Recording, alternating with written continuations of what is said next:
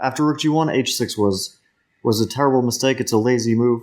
I'm just protecting a bishop that's not really attacked. His pawns are far more dangerous than I realized. How do you avoid those? I mean, it's a knee-jerk kind of move, right? Someone puts a rook on a square, but I mean, obviously I don't need to remind you, like, you're better than that, right? You're better than knee-jerk kind of lazy moves, like you said. How do you avoid warm and secure lazy moves as you get better as a chess player? I'm kind of prone to lazy moves. Okay. I So wouldn't know that about you. That's good to know. Who so knew? I need to, my positional feeling tells me, you secure the bishop.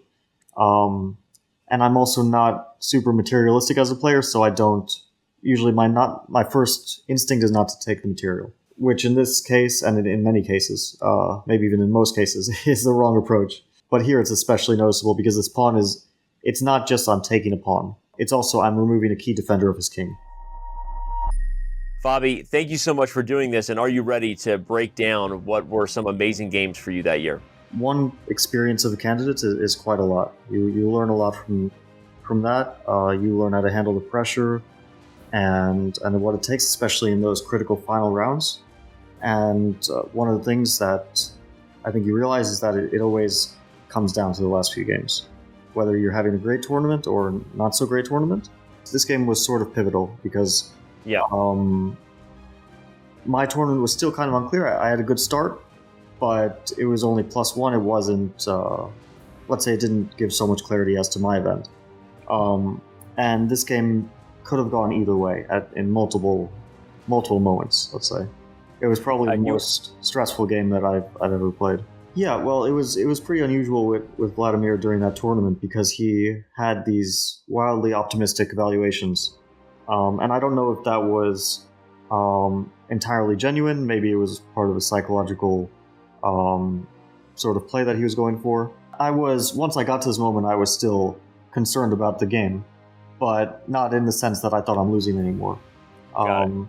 Because I'll win back the B pawn, most likely. What happened?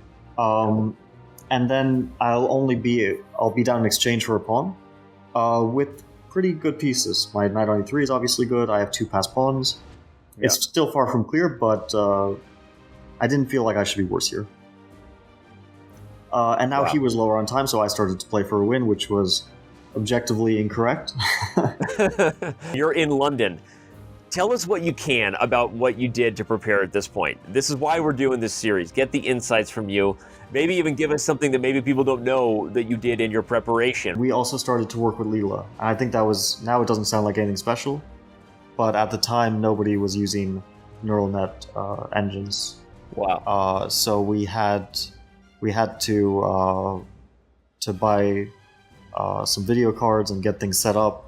And it was all very new to us, but it was really interesting to analyze with a different type of engine. And I remember the guys were so excited. They were looking at positions and coming up with all sorts of ideas because this engine was saying it just said everything differently than Stockfish. Later on, once I started to play the Sveshnikov in the slightly sharper lines that put more pressure on him, I felt like his black repertoire was not entirely airtight.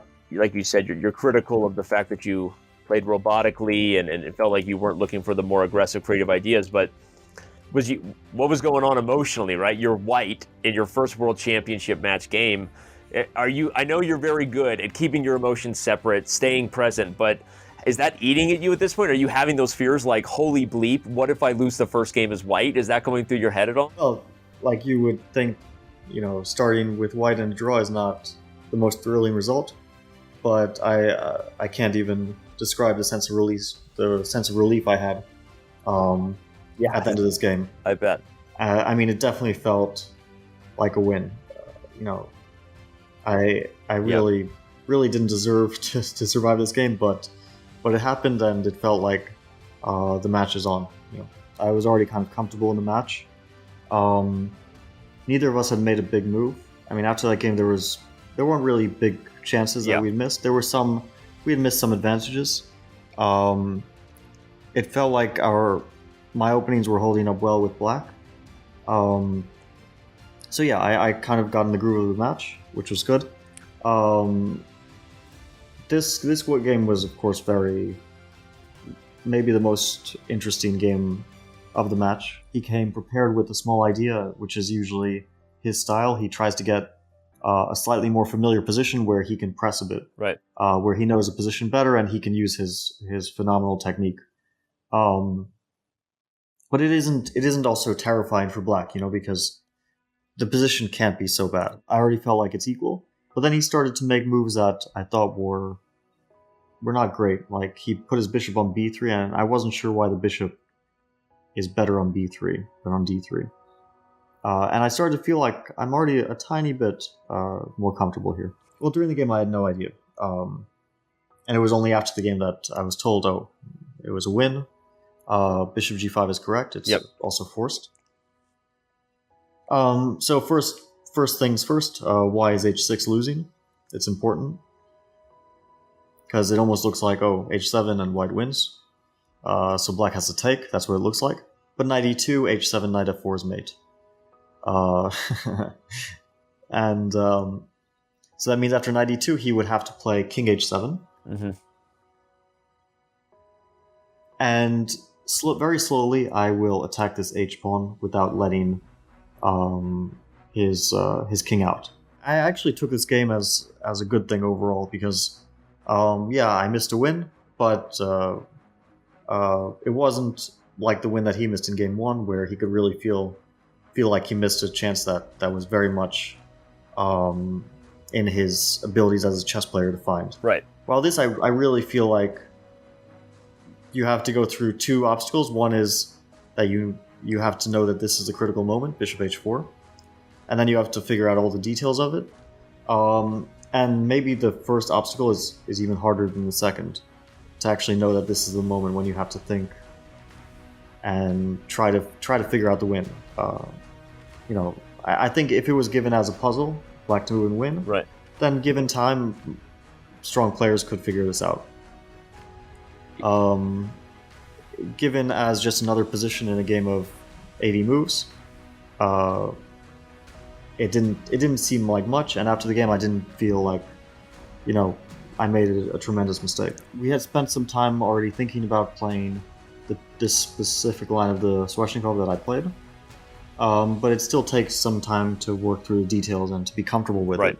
So even if you have the idea, you still have to familiarize yourself before you're ready to take on someone who's spent the last half year or more preparing this opening. Right. One of the reasons why we went for this knight d5 line was because Leela was very optimistic about it, unlike Stockfish. The reason why I think Leela at the time realized that this had a lot of potential for white was because a lot of white's plans are very long-term, and Stockfish wasn't quite seeing that far ahead. And this is probably a shortcoming in my play, that I don't always recognize that sometimes the slow attack just breaks through just as easily as a quick one. And the h3 was, again, a bit of a lazy move. If I had really invested all of my energy into queen h5, I probably would have figured out that this is the right move. But something was pulling me in both directions. One was saying, play queen h5, the other was saying play h3, and h3 won out. But it's such a sort of, it's not something that you can simplify to one type of decision making. So that's why it's quite difficult to, like, if I had to give a player advice how to avoid mistakes like this in the future, I would find it very difficult because it's based a lot on the details of this specific position, And there was, I think, at least one very good reason why it didn't work out, but I'm still not ready to get into it. Maybe in a few years. Objectively, the position should still be okay. No, the position is okay, but the situation isn't so okay because he has more time, he's more familiar with the position, and all these things, he's putting pressure on me, and that's not what you really want in a rapid game. Here I wasn't really feeling anything because I was only calculating. Like, I had no time, I was just trying to spend all this time like a madman trying to figure out the position, but I wasn't. I mean, I think that's a good thing because if you're calculating, that means that there's still something to calculate. A few moves later, I already thought I'm probably going to draw this game. Okay, wow. Like once he started playing h4, I thought, okay, this should be a draw. I did see this idea. I just I didn't see rook e7 at all. So rook e7 came as a shock, and then I'm like, I'm losing. and it's just over. Magnus is maybe better than most at handling that sort of situation, but he's also not immune to feeling the pressure once he needs to just draw a game to win a match or to keep a lead.